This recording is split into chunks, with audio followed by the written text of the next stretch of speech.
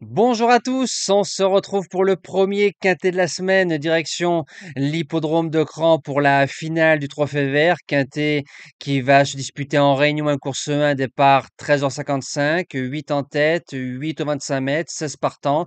C'est du gazon, c'est un peu le GNT des chevaux un peu moins forts que ceux qui courent GNT, et on sait que l'herbe, ça redonne un maximum de morale à nos chers trotteurs. Merci à toutes les personnes qui like. On reste focus sur l'objectif, les 1500. Je compte sur vous au fur et à mesure du temps sur la chaîne YouTube Les Trottes en ma passion. C'est une étape, à mon avis, qui risque de réserver des surprises. Ça va être un peu chacun les siens. C'est très ouvert. Et pour ceux qui me suivent depuis de nombreuses années, rappelez-vous ce que je vous ai dit depuis 2 ans concernant la finale de Cran, et ça se vérifie très souvent chaque saison. Vous allez retrouver les mêmes résultats que la vidéo de dimanche, hein. Pour ceux qui arrivent sur la chaîne YouTube le vendredi matin, je fais le quintet de dimanche et de lundi, et je m'avance sur celui de mardi.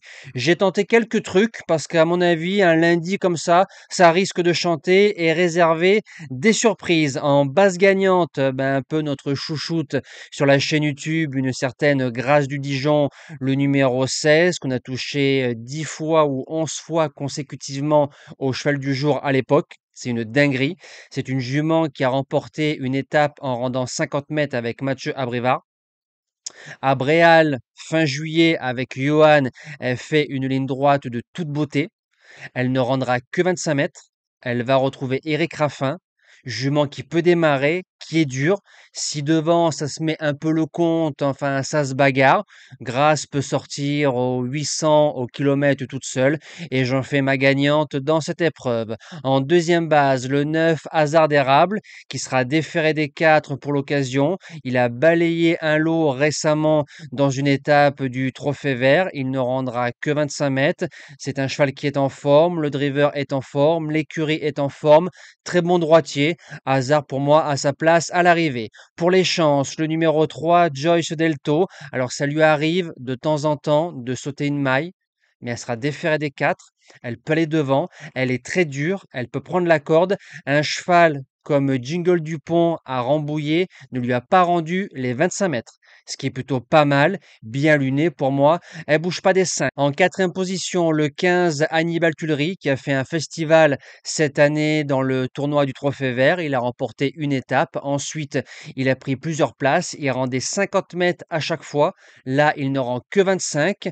Comme je pense que devant, ils sont 3, 4, voire 5 à pouvoir aller devant. Si Mathieu nous fait sa spéciale, et lui, il a déjà gagné avec Duel du Gers et Tagada Tagada la finale de Cran, il peut faire un numéro. En cinquième position, le 4, Hadès de Liton, qui partira sûrement en grand favori. Le cheval reste sur 8 victoires consécutivement. On l'a touché à Oraison en cheval du jour.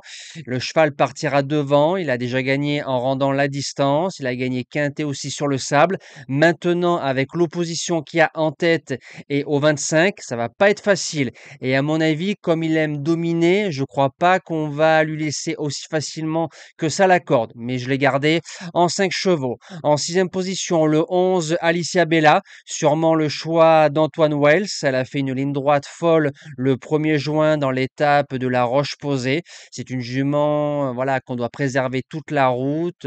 Faut que ça se goupille bien, et il faut venir faire que la ligne droite. Un peu comme Hannibal Tuileries. Je pense qu'à ce jeu-là, Hannibal a un peu plus de classe que Alicia. En septième position, le 10, Erosibé. C'est un cheval qui a gagné à hier. Alors c'est un cheval, il a un gros problème, il penche très souvent à gauche dans la phase finale. Très bon droitier, il connaît le gazon, il a fait quatrième de l'étape d'Arras avec une faute au départ.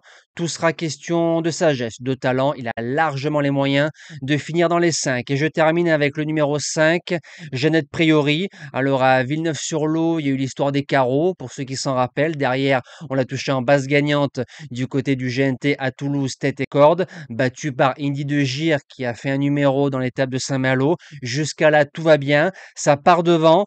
À mon avis, voilà, donc il y a Jeannette qui peut aller devant, Joyce qui peut aller devant, Imperator qui peut aller devant, que j'ai pas garder. Hadès qui peut aller devant. Ça fait beaucoup de trotteurs qui risquent de se bagarrer pour la corde. Mais Jeannette, je me voyais pas lui faire l'impasse en 8 chevaux dans cette épreuve. Nous, on se dit à demain pour le quintet d'Auteuil. On retrouvera les sauteurs avec grand plaisir dans le prix Jean Bart. Passez une belle semaine et merci à tous.